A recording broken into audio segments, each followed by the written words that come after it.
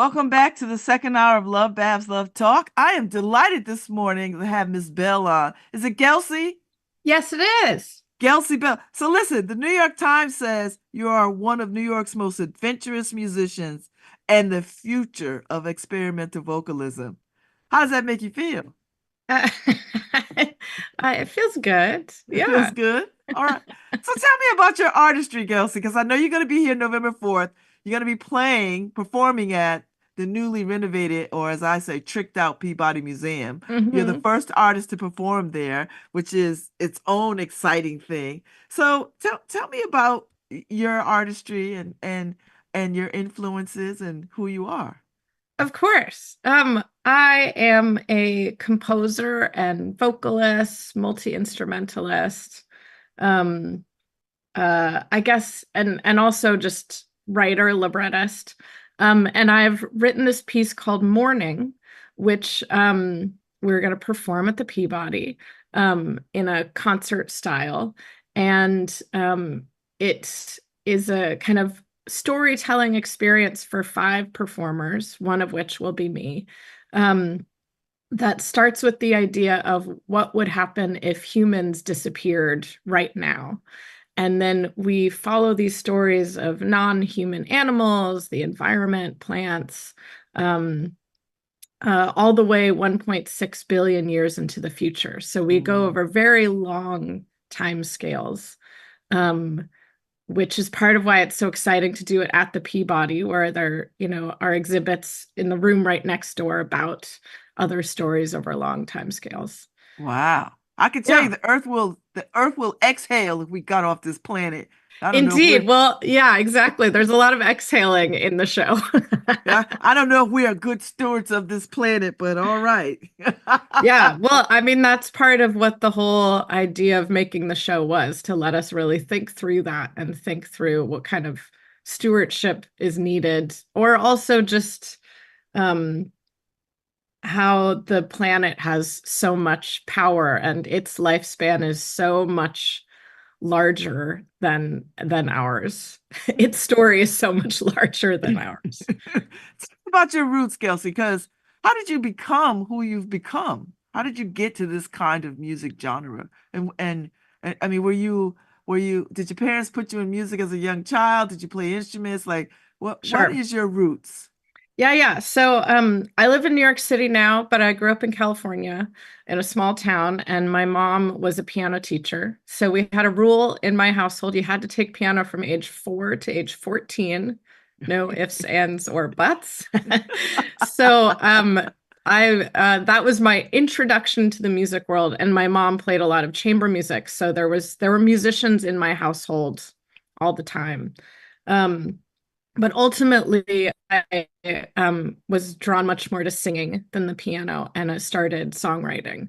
So I grew up in this environment with a lot of classical music, and then kind of moved into the singer-songwriter world before discovering experimental music. And my career really lives in this world, combining experimental music, contemporary classical, music theater, um, chamber opera. Mm, Um, that's a but lot.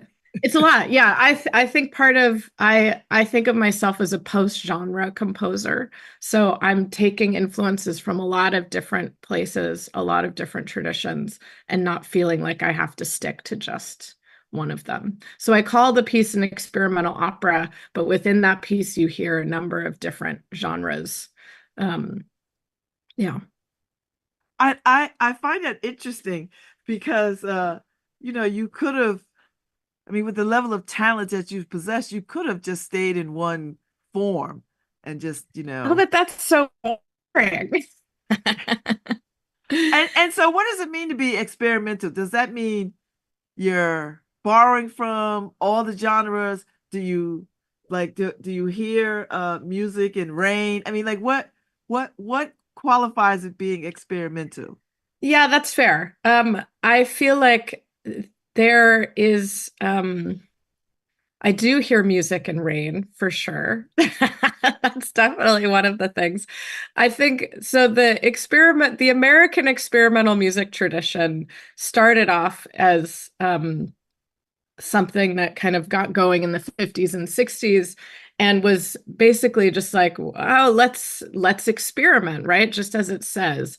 Um, let's try all these different things, see what kind of music and art we can take from them. You know, a composer often talked about is John Cage, and his expansion of all sounds as entering music. Um, but I mean, there's a lot of I feel like at this point, what it's become is kind of a mix of that tradition and all of its influences with jazz and free improvisation. And I mean, you could also just say like any kinds of weird music start influencing what we call experimental music. And at this point, you know, some of it is an experiment and some of it is just that is the craft that it is. Um, I think that I call something an experimental opera instead of just an opera because in the case of my work, there are a lot of different musical influences, and you're going to hear a lot of different sounds and timbres.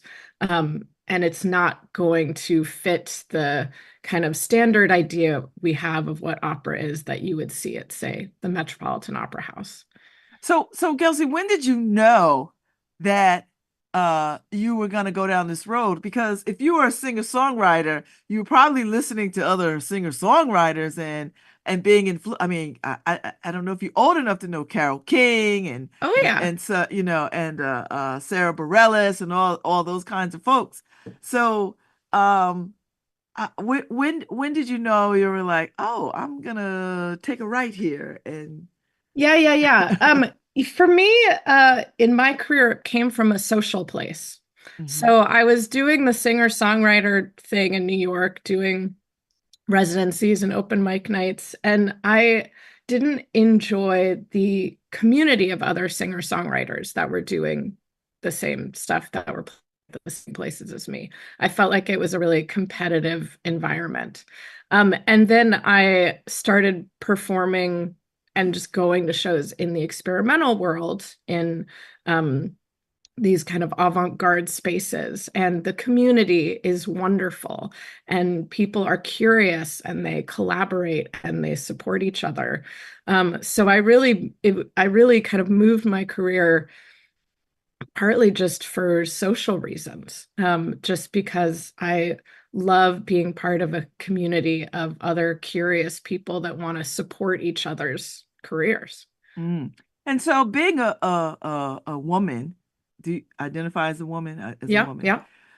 being in those spaces, is there space for women? Like, do you feel like uh you have room to develop as an artist and I'm like everywhere women go, there are barriers, I'm sure. I know Yeah. this. But do you feel like you are in spaces that allow you to grow from the place of being a woman, from a place of being a female artist? Yeah, I do, definitely.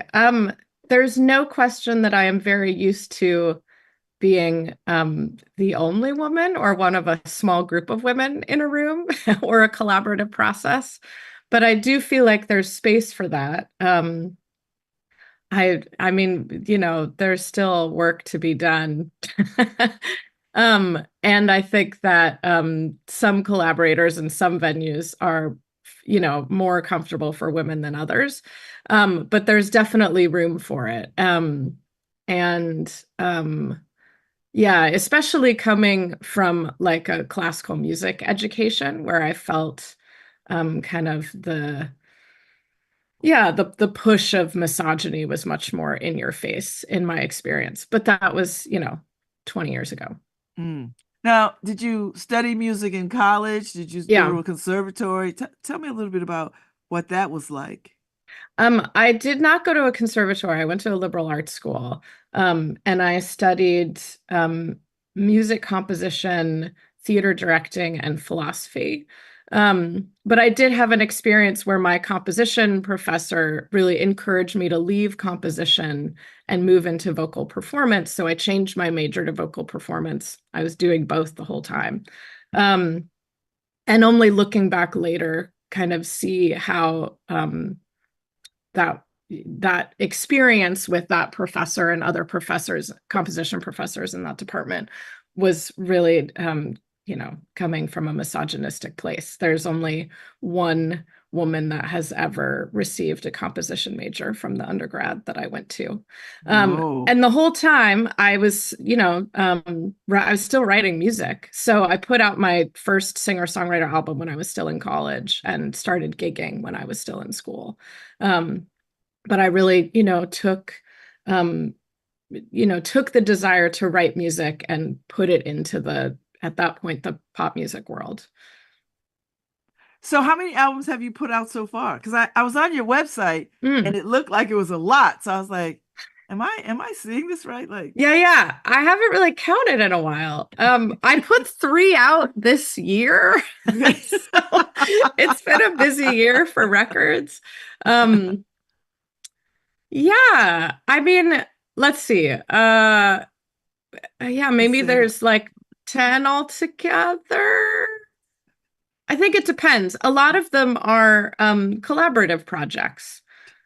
okay. Are you counting right now? I think 13 and then Okay. it goes into the, featured stuff. So it's like you got a Yeah, lot of I music mean, out it's a there. lot of different projects. For the 3 albums I put out this year, one of them is the original cast recording to the show that we're doing at the Peabody. One of them is a voice and sax duo album, which is, very, very different kinds of sounds. I don't have any words, lots of kind of slow meditative builds. And then the other album is kind of the first solo album I put out in a while.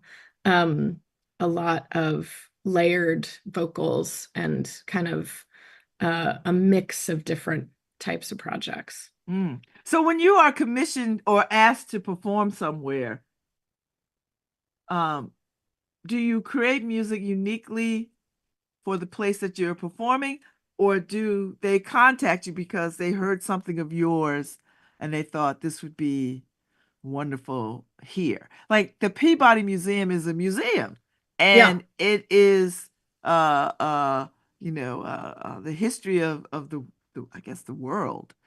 And so you're playing music there. Like what when they contacted you, you already had this piece ready to go? Yeah, Okay. yeah. So the piece, how did this happen? So the piece premiered in January 2023. Um, and Jennifer, who is one of the leaders of the Schwartzman Center at Hmm. Yale, came and saw the premiere and said, I love the piece. Let's do it at Yale. And so then she reached out, I think, reached out to the Peabody and started that connection. Partly because it was, newly reopened, and there are all of these kind of, you know, connections of storytelling about the natural world. So she made that connection happen. And so when you get the call and you sign all the contracts, are you putting your band together? Like are you calling people from the original piece? Like what how do you Yeah, make yeah, this yeah. work? Totally. So part of it is we're on tour. So this fall we have performed the piece at 5 different spots. Um, so we have the group together for the tour for the fall. I just got back from performing the piece at Texas A&M. The week before that, we were performing it at Miami Live Arts. Um, we have there's 2 members of the cast that are new and were not in the original production. Um, uh, but other than that, it's the team from the original production. Hmm. And yeah, we're it's really fun being on tour because every space is different and kind of asks for a different arrangement. And certainly we have not performed it at a natural history museum. So hopefully this will just be the first one. But it sounds like this particular piece lends itself to this very well. Yeah, yeah, definitely. Um, yeah, I mean, even just that we're right next to a room about mass extinction events, and this piece basically, starts with this idea of the extinction of humans. Mm. So when you're out there doing this work, what influences you? Like who are you listening to? Are you listening to Beyonce? Are you listening to Cardi B? I mean, who are you listening to? Are you listening to the classical greats as well? Like Sure. Yeah, all of them. Why not? Um, definitely. I feel like let's see, who are some of the there are a few artists that I feel like have definitely influenced me, and you can hear that influence in the piece. Some of the people that come to mind are Meredith Monk, mm-hmm, Sweet Honey in the Rock, mm-hmm. Robert Ashley, Laurie Anderson. Oh yeah, yeah, yeah. Yeah, so I feel like those artists have all been a huge influence on my music. And yeah, it's very the piece, we have five vocalist instrumentalists. So there's a lot of singing, there's a lot of lush harmony, shall we say. And then the instrumentation is quite unusual. We have Celtic harp. I play an instrument called the daxophone, which is this wooden bowed instrument. A bunch of different percussion, metallophone, sun drum, synthesizers, both like a microKORG and a modular synthesizer, Buchla. Um, and there's a lot of uh, other kinds of sound made with objects. So, kind of the music of water. There's a section where one of the singers sings into the water, marbles in bowls, things like that. So how many instruments do you play, Gelsey? I mean, I know you play the piano. Well, I my main instrument is the voice, and then I play there's a lot of instruments I play okay, but I'm not actually that great at them. Um, yeah, in this, I guess so. Keyboards, accordion, harp, this saxophone. I like playing instruments that have. I don't do anything with frets, shall we say? I like it where you set the tuning and then you just press buttons or move strings. I've decided, to limit myself that way. Um, yeah, but I like a lot of I like unusual instruments. Yeah.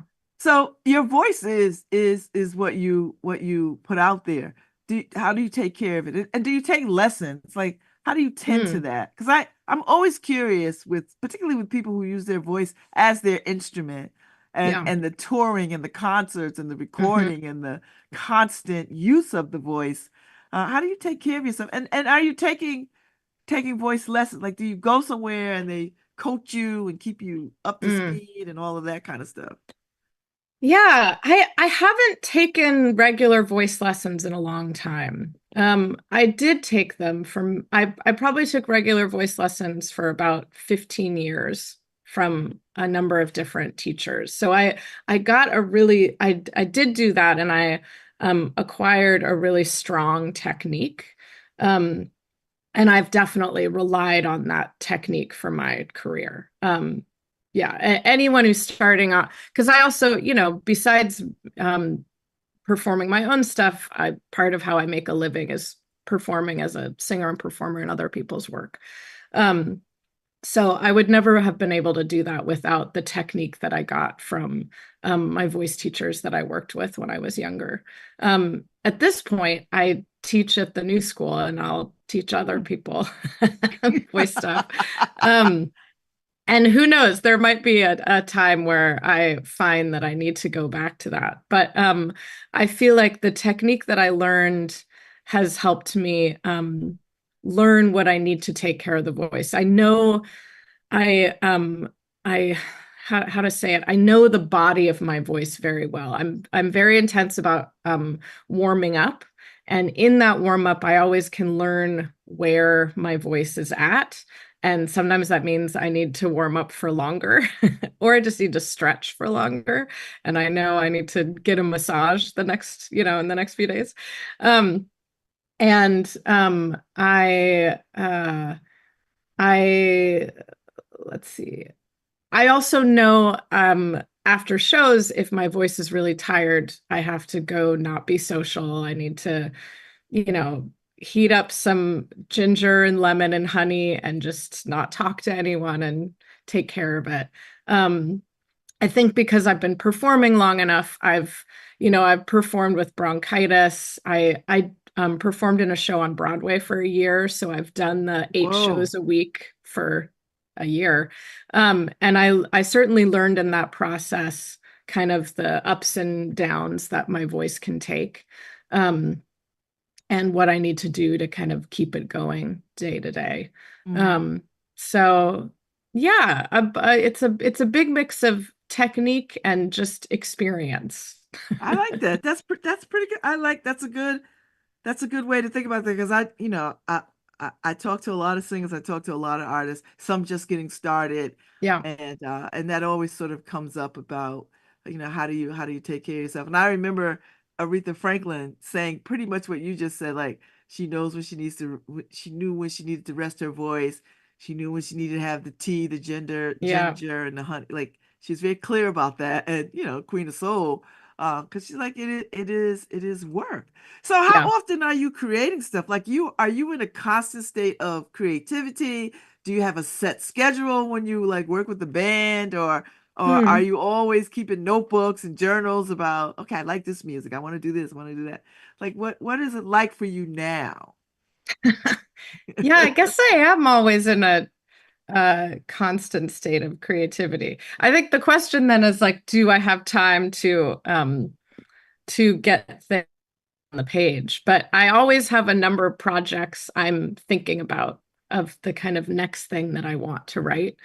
Um, and yeah, and making notes as I go, getting ideas as I make voice memos is certainly a thing that happens now on the phone. Um, and Yeah, and I do a number of collaborative projects, so when those are coming up, then I'll have a, big rush of rehearsals with the people I'm working with. And then there'll be other periods where I'm just doing a lot of writing and thinking and working through alone in my home as I plan for when those moments will happen. Yeah. And you're a scholar too. That's I am, yeah. I didn't expect to become a professional artist. I got my PhD at NYU thinking I would become a professor. Um, and I do teach every once in a while at New School, but I teach part-time. So it's, a class here, a class there.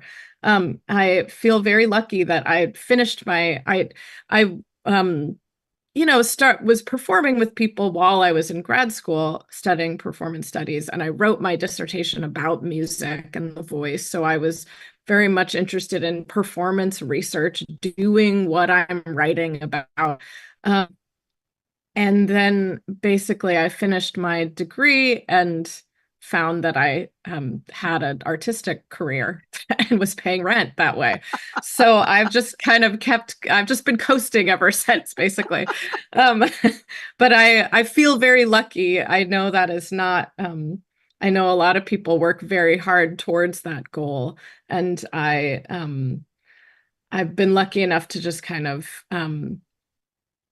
follow what interests me, and this is where I've landed, hmm basically. hmm So yeah, I still think of myself as a scholar. I still write articles from time to time. I still edit for certain journals.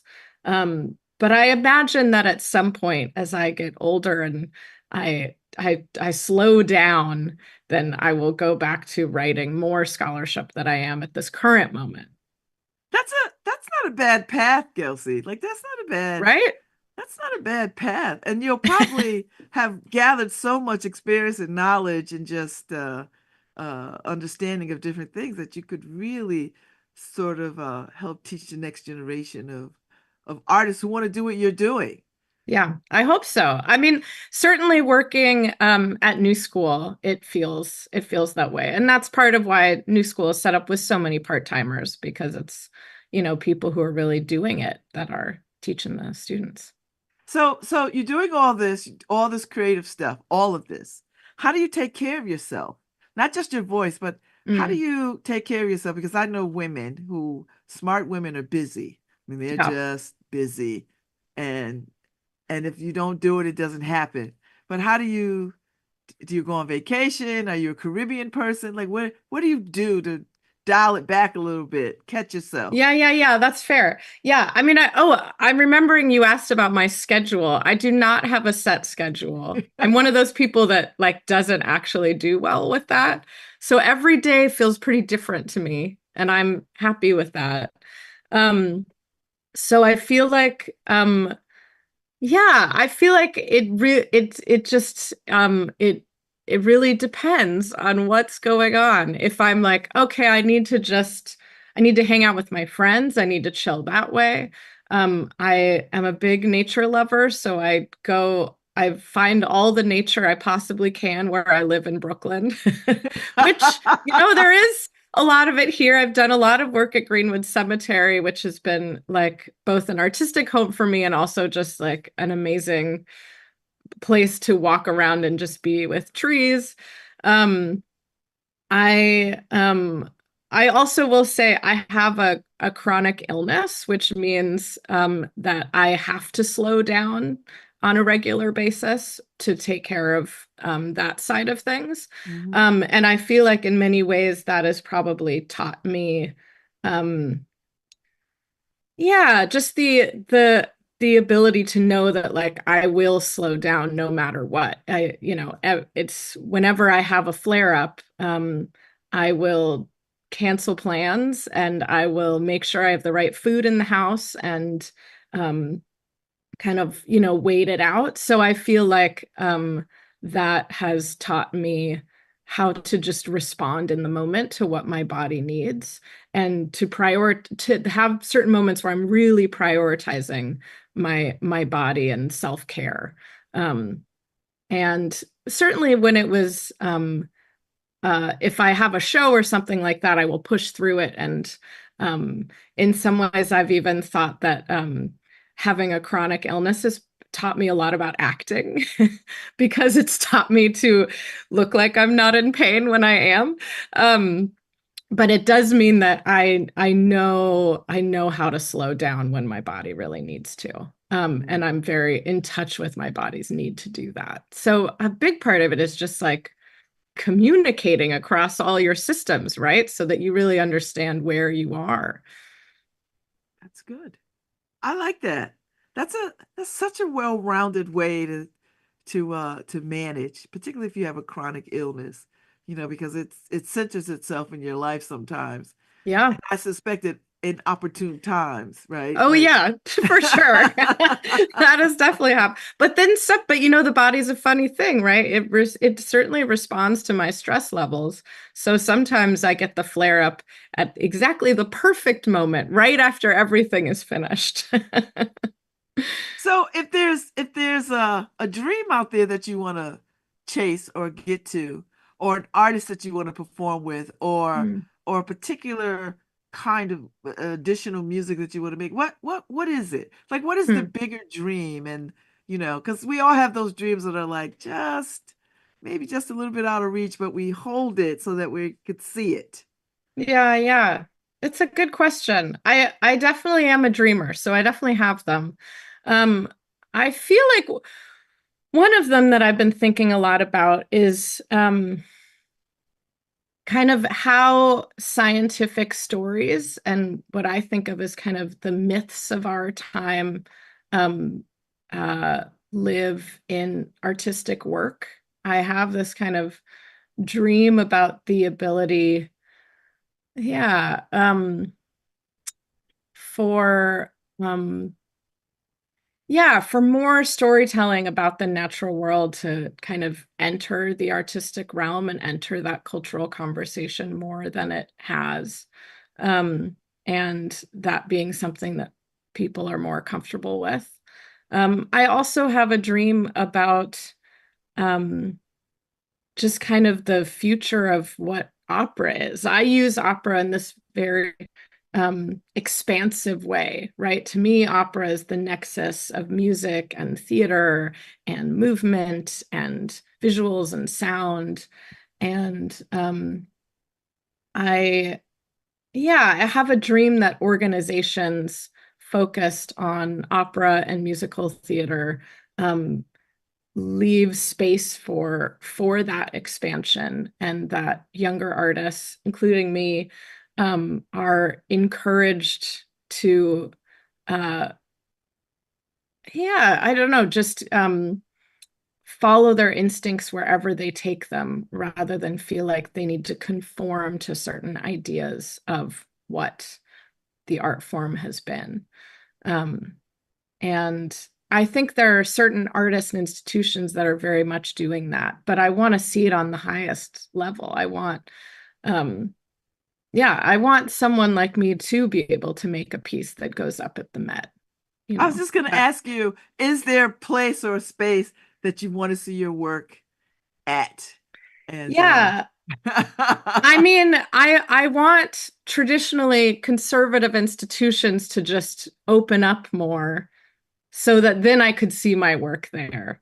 But if they don't, the just making the work is more important to me. I don't define success by like where the work gets to, but I certainly define success by like the kind of conversation it's able to have and the way audiences are open to it. Do you know what I mean? I do. I do.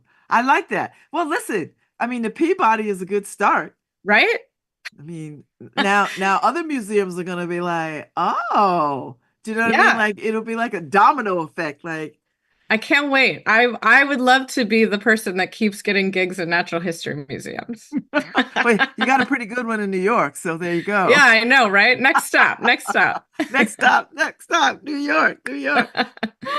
Well, Gelsey, it's been lovely to talk to you. They will be her and her band, or her group, or her musicians. They will be performing November 4th at the Peabody Museum. You can find more information at the Schwartzman Center website. And I think this is going to be phenomenal. And I think this is the first performance at the Peabody since It they opened. is. Yeah. Yeah, we're doing lots of learning. So this is a big deal. Have you been in there already? Have you come I down and have. Yeah, I did okay. a site visit. I'm so excited. It's really special imagining performing the piece with um the skeletons flying above us, and the room actually sounds really great. I think it's going to be a really beautiful space for music, and hopefully this will just be the first of many. Oh, I think so. I think you're the catalyst. You're opening the door, and it'll allow them to reimagine the use of that space too. Yeah. Yeah. So that's a good thing. So, well, Indeed. I look forward to hopefully I can get to this concert. We'll see what I hope happens. so. And it was a pleasure talking to you, and good luck to your career and all your wonderful music and all the things that you get to do. Thank you. Pleasure talking to you as well. A All great way right. to start the morning. I know, right? All right. Well, enjoy the rest of your week. It's Monday, and take good care. Okay. Bye.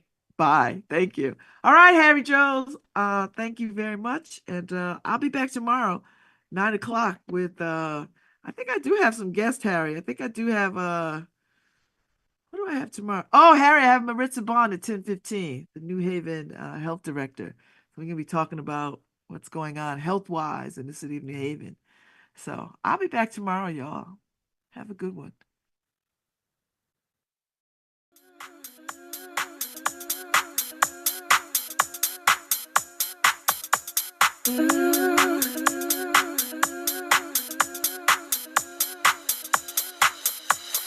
Love.